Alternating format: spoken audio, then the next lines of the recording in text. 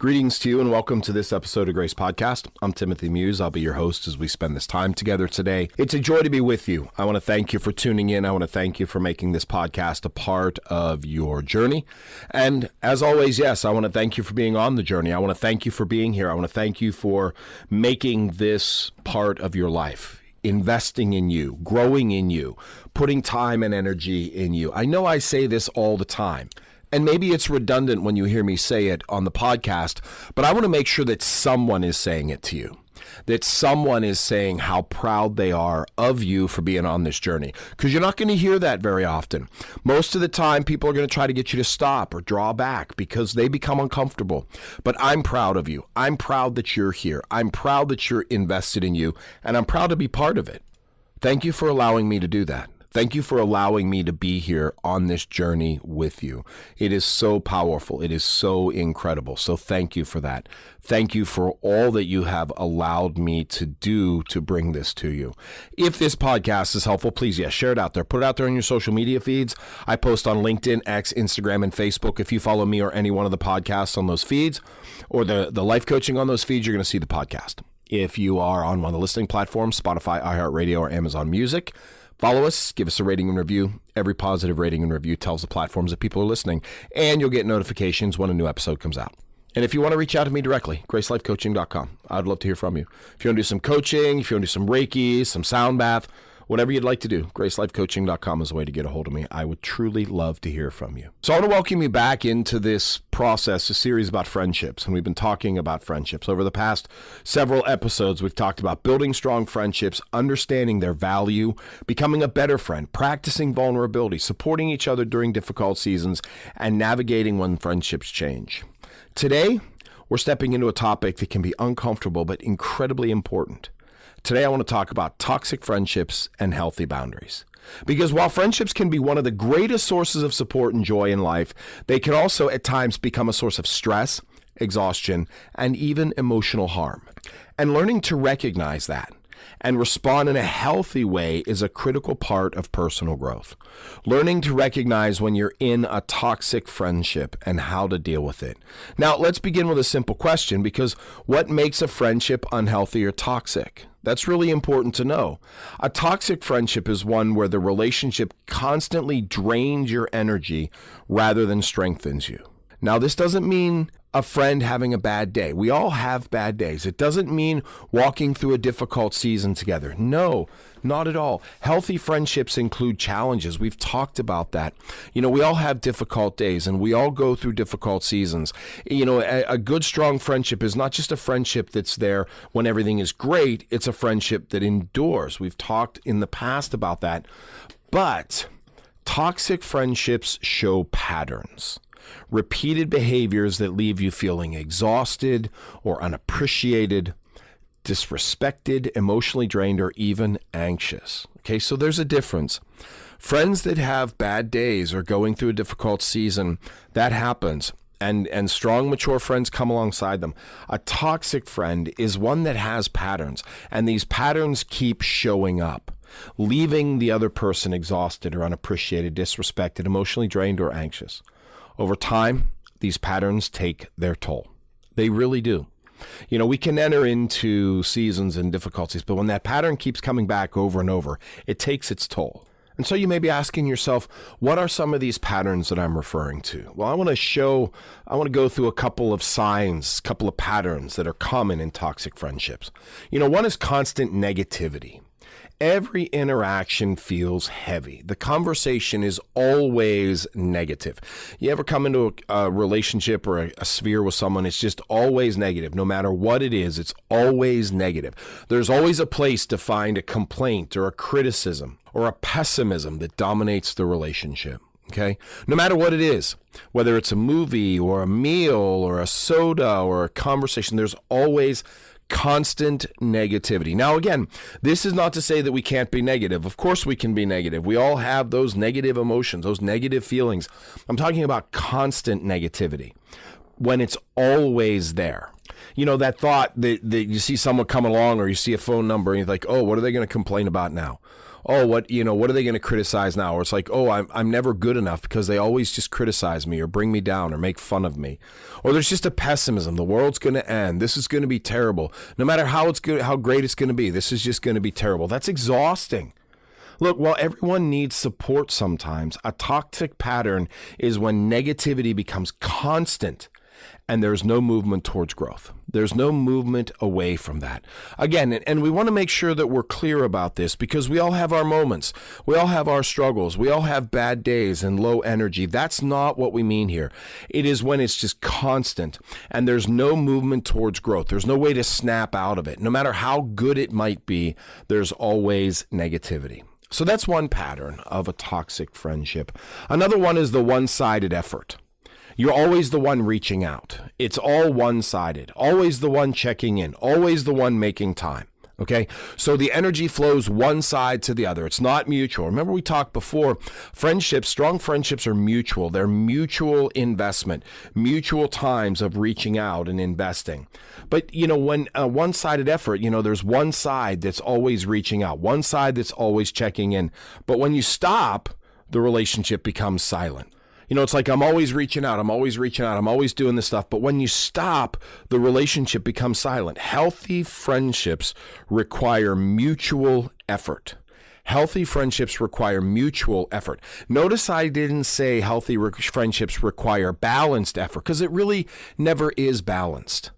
It could be 65-35 or 60-40 or 70-30 or, what have you. But when you have a mutual effort, even if one side is stronger than the other, it's going to revert back. The other side will gain strength, okay? Back and forth. It's never 50-50. But when it's always 70-30 or 80-20, one side is always doing the effort and the other doesn't, that's a one-sided relationship. That's a toxic relationship. And after a while, it's like, you know what? I'm always the one reaching out. I'm always the one planning. I'm always the one doing. And I'm tired. I'm just tired. I'm going to stop. I see this a lot when dealing with marital couples where one side will just stop doing anything and the other is the one that's just always reaching out, always planning, always giving the effort. It's one-sided and then they just stop and everything just falls apart. So there's that one-sided effort. That's a toxic relationship. That's a toxic friendship when one person is always the one reaching out, putting in the energy, putting in the time, putting in the effort. Another pattern is lack of respect. A toxic friendship may include disrespectful comments, dismissive behaviors, ignoring your boundaries, or undermining your decisions. That, respect is non-negotiable as part of a healthy relationship. And when you have an unhealthy relationship, when you have that disrespect, it's very toxic. There's a commercial that's out right now. It's from Progressive Insurance, and they're not a sponsor. I'm just putting it out there because you may have seen it. And their idea is passive progressive, okay? And it's one where there's three women and they're at a resort, and one woman is just tearing everything apart, always disrespecting the other two, complaining, making fun of.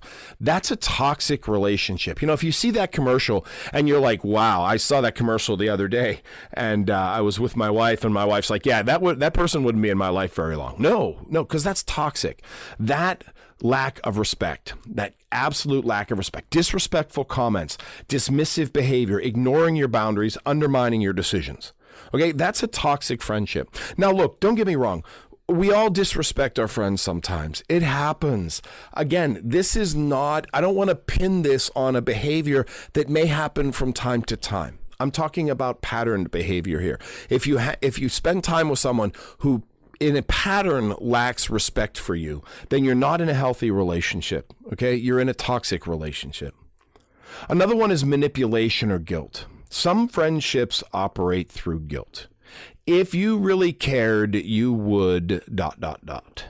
You never make time for me ... This creates pressure rather than connection. Friendships and deep relationships should never be built on guilt or manipulation. Healthy friendships are based on willingness, not obligation. So a toxic friendship feels like an obligation. Well, I mean, I better go out and hang out with this person or they're going to be mad at me and I'm going to have to hear about it. Or, someone says, if you really cared, you would, take the day off and spend the day with me or ignore this to do this. That's toxic behavior. A toxic behavior that leads to a toxic relationship. It's exhausting because it feels like an obligation. It's like, I don't really want to spend time with you today, but I feel like if I don't, then you're going to be mad at me and I'm going to have to, apologize or whatever. That's a toxic relationship. That when manipulation or guilt are present as a motivator, that's a pattern of a toxic relationship. And really more than anything else, you feel drained after the interaction. That's one of the clearest signs that you're dealing with a toxic relationship. After spending time with that person, you feel tired or frustrated or emotionally depleted instead of encouraged or supported. Your emotional response is often your best indicator. That's your best indicator that you're in a toxic relationship. If your emotional response after spending time with that person is exhaustion or frustration or emotionally depleted, it's like, why spending time with this person is so exhausting? Well, that's a toxic relationship. Trust your emotions. Trust your gut.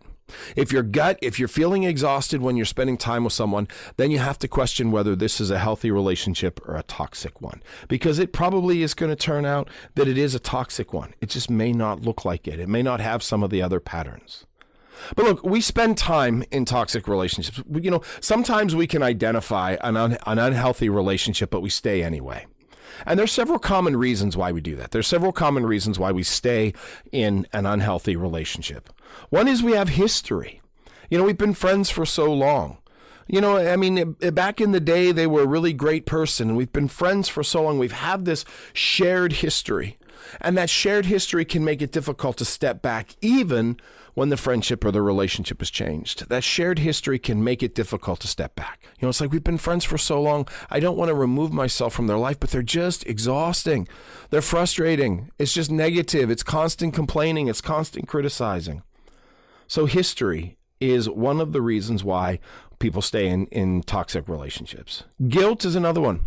People often feel guilty creating distance. They worry about hurting the other person. They worry about the other person feeling hurt or guilt, even if the pain is internal. It's like, well, if I stay in this relationship, I'm hurting myself, but I feel guilty for distancing myself from my friend because they're going to be hurt. We are so good as humans at inflicting self-pain in order to protect the pain that may come from others. We are so good at inflicting self-pain in ourselves rather than doing what's necessary that may cause pain in others. Another one is fear of conflict. Addressing issues can feel uncomfortable. It's like, look, I really love this relationship and I love this person, but there are things that we need to talk about. There are things that need to be dealt with because I don't want this negativity anymore. I don't want this constant criticism anymore. But addressing issues can feel uncomfortable. It can create conflict, and most people don't like conflict. So instead, people just avoid the conversation altogether. They just ignore it. It's like, well, this is just who they are. They're just always going to complain. They're always going to find the wrong, Another one is fear of loneliness. Sometimes people stay in unhealthy relationships because they fear having fewer relationships. We're tribal people. We don't want to get kicked out of the tribe. And we do live in an epidemic of loneliness in our world. It's so much harder to connect with people. It's so much harder to build friendships. So there's a fear of loneliness. There's a fear that if I break this relationship, even though it's killing me, I'm not going to have as many friends. But here's the important truth, my friends. Here is the counterintuitive nature of this. Fewer healthy relationships are far more valuable than many unhealthy ones. That's the nugget. When we can extract ourselves from unhealthy relationships, we build stronger, healthy relationships, and they're far more valuable even if they are fewer, okay? So what do we do? What are the tools that we need to, improve our relationships? What are the things? So we've gotten to this point. So how can we change this? Well, I'm going to throw a word out there, and please forgive me. I know it's kind of a curse word in some people's lives, and I've talked about it before, but I'm going to say it anyway. Boundaries. Boundaries. Now, look, boundaries are not walls, okay? When we think of boundaries, we think of like the Great Wall of China or the fence around a prison. No, boundaries are guidelines that protect your emotional well-being, okay? They communicate what is acceptable, what is not acceptable, how you expect to be treated. That's what boundaries are. And the best way we can to either alter a toxic relationship or extract ourselves from one is through boundaries. Healthy boundaries allow relationships to function with respect. But without boundaries, relationships can often become unbalanced. So we want to learn to set boundaries, particularly when we're dealing with those patterns that I talked about earlier. We want to learn to set boundaries. We want to learn to set what is acceptable and not acceptable. And there's some examples. It's like, I'm not available to talk about this right now. I don't have the emotional capacity to talk about this right now. I need some time to focus on my priorities, okay? Or I'm not comfortable with this kind of conversation. Boundaries aren't about controlling others. No, that's not what boundaries are. Boundaries are about managing your own time, energy, and emotional health. Hey, let's spend time together. You know what? I'd love to spend time with you, but I got to say, if we're going to go out and spend time and you're just going to complain the whole time, I'm not interested. Let's figure out a different way to talk and a different way to see the world. Boundaries are important.